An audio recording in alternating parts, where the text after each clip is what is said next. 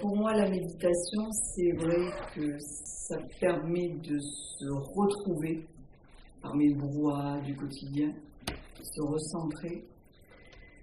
Ça redonne du souffle. Je trouve que ça redonne du souffle, c'est salvateur. C'est de l'oxygène.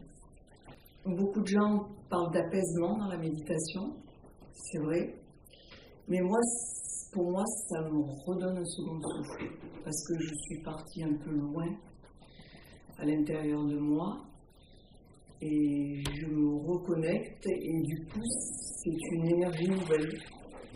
Je trouve que la méditation permet une chose très importante quand on a terminé sa méditation, c'est d'avoir du discernement, plus de discernement.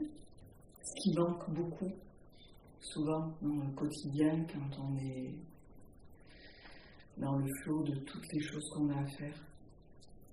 Et ce discernement, c'est ce qui nous permet d'avoir une bonne conduite envers les autres, envers soi, envers les autres, envers le monde.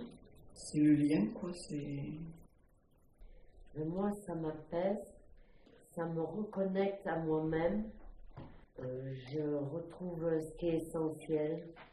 Je n'ai plus peur, je me sens bien. J'ai l'impression de devenir plus lucide, de pouvoir regarder les choses autrement. Voilà.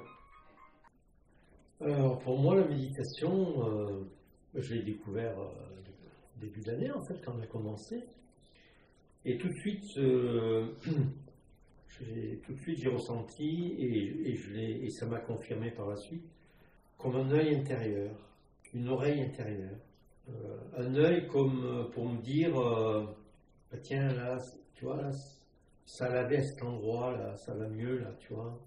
C'est une écoute de soi et un regard de son corps et de son esprit. Et moi, ça m'a apporté, chaque fois, ça m'apporte, le silence m'a apporté encore peut-être plus d'énergie que les autres. En tout cas, les autres méditations m'ont apporté une guérison, c'est certain. Moi, je rejoins Jean-Marie. Je ne vais pas dire qu'il m'a piqué mes paroles, mais moi, ça fait X années, et il y en a une en face de moi là qui m'a appris la méditation. Au début, c'était étranger et tout, je disais tiens, puis à force de le faire, de le pratiquer, j'ai appris à le faire moi-même, toute seule. Et je dirais que le silence, ça me permet c'est mon médicament, entre guillemets. Quand j'ai mes douleurs, et je suis douleur ou autre, ça me permet de m'apaiser. Il y a X années, j'aurais pris vite un petit cachet contre la douleur. Non, ça ne fait rien. Là, ça permet d'apaiser, de se détendre, de se retrouver, et puis presque on dira de se soigner, quoi, sans se nier. Moi, c'est la connexion, c'est ce mot-là que ça m'amène, la connexion, vraiment. C'est-à-dire, voilà, je me connecte à une réalité invisible, mais qui est à l'intérieur de moi, et je me connecte à l'amour, en fait. C'est important. Ouais, c'est ça, et voilà, et puis ça me permet aussi d'ouvrir des portes. Je pense à Marie, je pense beaucoup à des êtres comme ça, qui sont inspirants, même des saintes, je pense à Sainte Thérèse. Voilà, en toute simplicité en fait, j'en fais pas un dogme, mais la méditation me permet ça, des reliaisons à des grands maîtres en fait. C'est ça. Alors moi, la méditation, c'est très important. Alors, je vous dis avec simplicité que je médite tous les jours. C'est-à-dire que le matin, il faut absolument que je me sois retrouvée en face de moi-même et en face de l'invisible, comme tu dis, pour apaiser mon esprit, pour voir ma journée, ce que je vais faire, comment je vais faire, Écouter aussi, parce que dans la méditation, dans ce silence de la méditation, on entend souvent des mots, des phrases, et elles ne sont pas anodines, hein, elles nous donnent, c'est ce que nous appelons, nous, la petite voix, hein, la petite voix intérieure.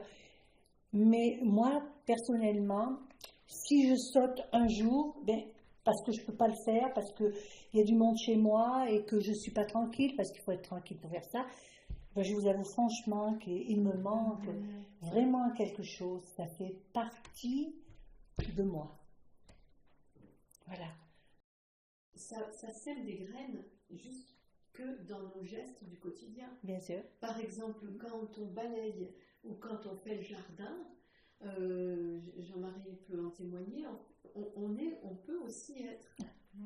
Alors, ce que tu dis, je vais tout de suite rebondir là-dessus. Moi, tu sais, j'ai toujours eu une peur des serpents. Je ne dois pas être la seule. Hein. Bon. Et je sais que dans le petit mur qu'il y a là, il y a une couleuvre. Ça fait très longtemps qu'elle est là. Elle est assez jeune, mais elle est très belle. Elle est très, très belle. Et je l'avais vue l'année dernière là. Elle était au soleil, elle se réchauffait. Je n'ai pas eu, avec la méditation, ça m'a appris à regarder les êtres vivants d'une autre façon. Et vis-à-vis de ces serpents, de cette couleuvre, je ne sais pas, avant j'aurais crié, j'aurais eu un recul, voilà. Eh bien non, tout de suite il m'est venu cette pensée, mais c'est aussi une créature de Dieu. C'est pas quelque chose que j'aurais dit avant. Et cette année, là, il y a 3 semaines, elle était en bas de l'escalier. Alors, je l'ai regardée, mais alors, d'habitude, le serpent, quand il vous voit, il file. Et là, eh ben non, dis donc, c'était comme s'il y avait une espèce de communication entre elle et moi. Elle se déroulait, mais tout doucement. Pour te montrer sa taille. Non, mais je ne sais pas si tu vois vraiment. Tu vois? Voilà. Alors ça, je trouve que la méditation m'a donné un regard nouveau sur ce que contient la création.